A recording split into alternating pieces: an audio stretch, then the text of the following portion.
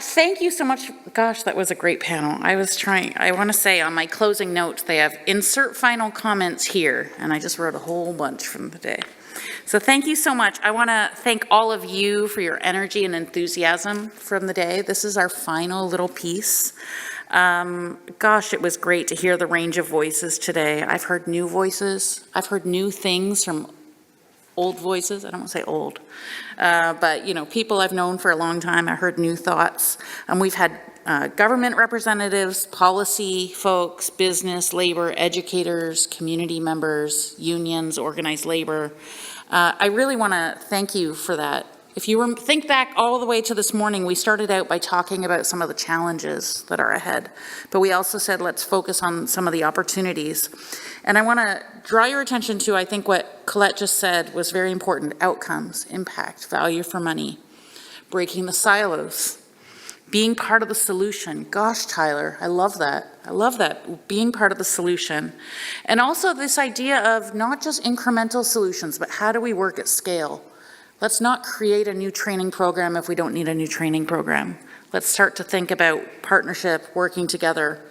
And at the end of the day, these are all about skills to drive growth and productivity. And I think back to, the healthcare workers that you're meeting with tomorrow, Tyler, and how do we make sure that those people, the people living in Canada trying to work hard, don't need to go to a food bank. They have the skills they need to advance in their career. They have the dignity of going home to a house. Kofi also raised the issue of housing. So we know that this is really essential for us. So skills are not an abstract issue. They're the foundation of Canada's prosperity, resilience, and inclusion. So I think today showed the power of closer integration across sectors and regions, and that we have solutions. We have things we can implement, and we need to do that better than ever. And also I want to highlight that training alone will not be enough. It's not going to be enough to say we're going to train 50,000 people. What we saw today was that we need to have more integrated solutions. So I want to highlight that we had a big day at FSC, and speaking to the last call for data, here's some data for you. 202 people in person, 680 plus people online today. So I want to thank all of you, those of you online joining from across the country, those of you in the room who came with your feet and your minds today. And I want to make one more appeal for a little more data. There's on the link tree and on the things on your table, and there's a link online in the chat for the survey. Evaluation is part of my job title. So I got to make a plea for a little more data. It'll make us very happy. But I also want to remind you that the conversation doesn't end here. We're really thrilled that we get the privilege of doing this work with all of you at the Future Skills Center. It's really our joy, and we'll continue to generate insights. We're going to test innovations and surface those things that we know that works, and I'm happy to report that we're in close dialogue with the government to share what we've learned. It's really the really fun part of what we do is being able to share about what's working, what isn't, and why. We've been convening a resilient workforce working table the last few months. We'll be releasing a paper later this year, early next year, around calling for some things that we think can happen to help build a more resilient workforce. That's one mechanism that we're using, but we know that everyone's leadership in this room, their creativity is going to be important.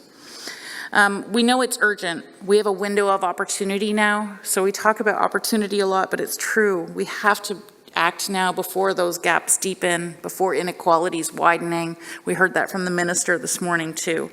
And we really are aiming to have a workforce that is resilient by design.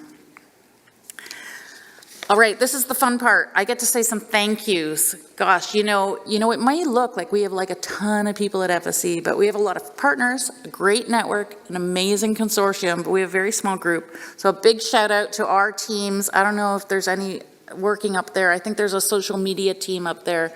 Noel told me to ask them to come. No, you got to come all the way to the edge, people. You're not going to walk away from the back. But thank you. Thank you. We also have a table full of folks back here who've been moderating some of the online things, so they're also working away. So thank you so much to our team at FSC. Thank you to the Globe and Mail. Thank you so much to our speakers, our moderators, the participants, all of your perspectives populating all of these great ideas. I really want to challenge you. This is where I'm supposed to give you a call to action. So in addition to the survey, that's your call to action. But take what you learned today. Go back to your organizations. Have different conversations. Think about talking to people. Reach out, pick up the phone a little more, send a few more messages. Think about how do we build these collaborations to build this way. And now we also get to have a networking cocktail reception. Thank you to our friends at RBC. Thank you so much for your generous sponsorship of that. And I really want to leave you with this happy note of optimism today. If today has showed us anything, that Canada has the talent, the ideas, and the commitment to build a future on skills, and the Jays have a reasonable chance of winning tonight. So, thank you.